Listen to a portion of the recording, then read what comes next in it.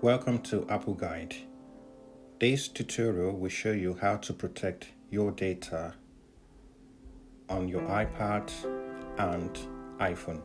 Go to Settings. Select Safari.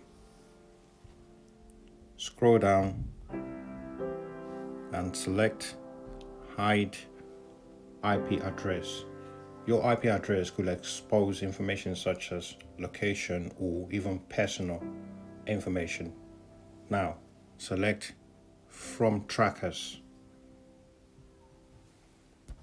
Your IP address is just been hidden from trackers and hackers.